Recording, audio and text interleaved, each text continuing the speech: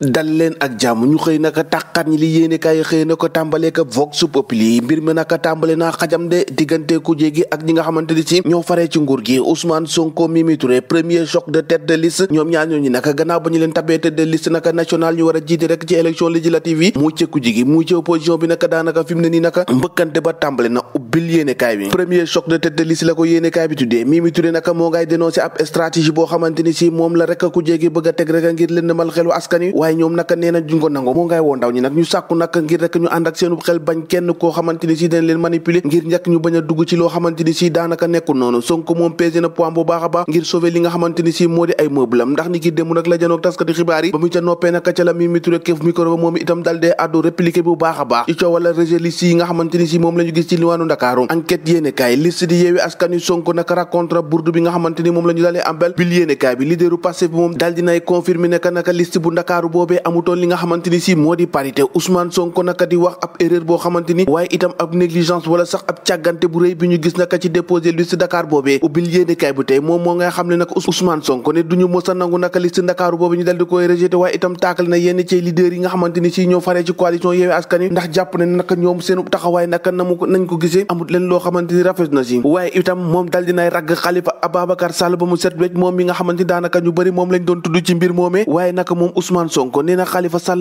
la ñuy wax si moom amul leen loo xamante ni ci dëgg la ci biir yéenekaay bi moom Mimi Touré di ko tontu te naan naka ñoom Ousmane Sonko ak ñoom naka du nekk ñoo xamante ni si mun nañ leen jaay lu leen saf cay mbir mi saafante la l'évidence yéenekaay ne Bougane Gueye Dany ci invalidation liste gëm sa bopp direction des élections nee na daal ci jamono ji moom ci service yu Macky Sall rek lay dox di ay kàddu Bougane Gueye Dany ci biir yéenekaay bi mandat yéenekaay dikkaat ci parrainage élection au Sénégal Macky naka ci ab dilemme cornélien la nekk ci jamono ji ndax mi noonu naka mbir mi fépp coxoo ubbil yéenekaay bi Les Échos la liste Yewwi Askan Wi naka bi ñu rejeté Déthié Fall moom itam Ousmane Sonko daal dina koy ragg ba mu set wecc moom itam ci gannaaw gi nga xamante ni si mooy mandataire national bu coalition Yewwi Askan Wi Cheikh Tidiane Youm mi nga xamante ni moo teewoon mbir mi ci seen boobee naka déserté na bu baax a baax Déthié ba tey ci biir yéenekaay bi invalidation liste Yewwi Askan Wi ci Ndakaaru attaque contre Khalifa Sall sortie des leaders Ousmane Sonko nag attaqué na bu baax a baax kuréel gi ñu duppee direction générale des élections moom itam Ousmane Sonko moo ngay défendre Khalifa Sall waaye itam charte yenn ci leaders yi nga xamante ni ñoo fare ci coalition Yewwi Askan Wi te ñu friseru moom Ousmane Sonko daanaka mayu leen dara Sud Quotidien moom la mu xëy maye ci élection législative rek mooy di département bu Ndakaar yi Yewwi Askan Wi moom ci jamono ji ci hors jeu la ñu nekk DG naka di kuréel gi yore wàllum élection yi naka dal dina récité liste départementale bu Yewwi Askan Wi ne loo respect des parités na maanaam ñàkk a respecté parité bu nga xamante ni si moo plombé Barthélémy Dias ak ñoñam Ousmane Sonko dal dinay dédouané Khalifa Ababacar Sall ak Déthié Fall maanaam la ñuy wax ñoom ci kaw ba ci suuf dara amu ci 24 heures naka lañ leen may ngir ñu déposer ab recours ca conseil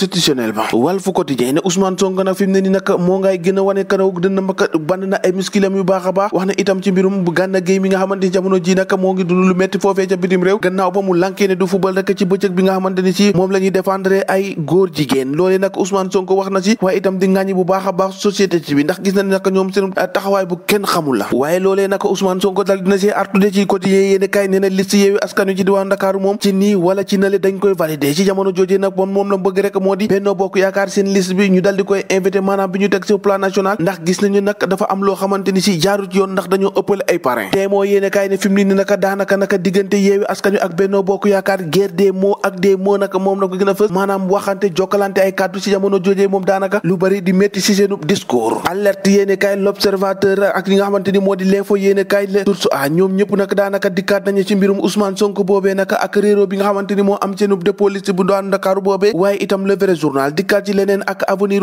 suspension verdict bu juge d'appel naka Barthélémy Dias sera-t-il libéré ou ligoté ndax tey ji naka la war a delluwaat foofee ci attekat bi ngir mu leeral ko ay mbiram ci jamono ji nga xamante ni ñu ngi ko doon toppee ci mbirum Fatou Ndiaga Diouf ubbil yéene kaay bi Tribune appel à au risque pour Barthélémy Dias ndax procureur naka daanaka moom dafa sàkk woon juróomi at yoo xamante ni si moom la ñuy daan Barthélémy Dias critique yéene kaay ne Barthélémy Dias à quitte ou à double nag ci jamono ji naka tey ji la war a jàkkaarloo ak ni nga xamante ni moo di yoon ngir rek ñu leeral mbiram moomee ci Fatou Ndiaga Diouf wax ci tàggat yaram ak suñu lamb yéene kaay naka moom xëy na dalal ki nga xamante ni moo di manager Baye Mandione gannaaw naka ba mu ñàkkee ci kanamu Zarko bu Grand Yoff naka moom manager boobee nag la mu xam ne rek moo di reliquat am nag ci jamono ji kenn joxagu ko Baye Mandione licence am ba tey mu nga ca CNG kenn nangu ko jox loolu naka doon li nga xamante ni manager Baye Mandione mu ngi koy naqarlu ci yéene kaay bi di suñu lamb cay lamb kañ lay dekkiwaat ñoo ko déggandoo jaa ngeen jëf ba ëllëg